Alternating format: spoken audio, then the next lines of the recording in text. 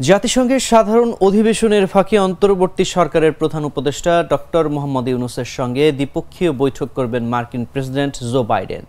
এজন্য একদিন আগে যুক্তরাষ্ট্র যাচ্ছেন ডক্টর ইউনূস। জানা গেছে, নিউ ইয়র্কের স্থানীয় সময় 24 সেপ্টেম্বর দুপুরে জাতিসংঘ সদর দপ্তরে বাংলাদেশ ও যুক্তরাষ্ট্রের শীর্ষ নেতারা বৈঠকে বসবেন। গত বৃহস্পতিবার বিকেলে ওয়াশিংটনের পক্ষ থেকে জাতিসংঘ সাধারণ পরিষদের অধিবেশনের ফাঁকে ইউনূস বাইডেন বৈঠকের বিষয়টি চূড়ান্ত করা হয়। এর পরিপ্রেক্ষিতে 24 সেপ্টেম্বরের পরিবর্তে ডক্টর ইউনূস 23 সেপ্টেম্বর নিউ ইয়র্কের উদ্দেশ্যে রওনা হচ্ছেন। গত 3 দশকে বাংলাদেশের কোনো রাষ্ট্র বা সরকার প্রধানের সঙ্গে এমন বৈঠক কখনো হয়নি।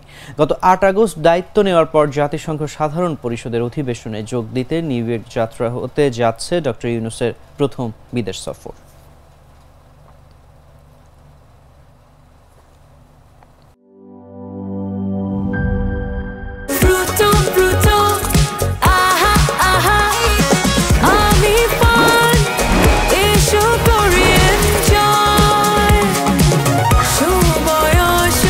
প্রাণ ফ্রুটো, সময় অসময় ফ্রুটোময়।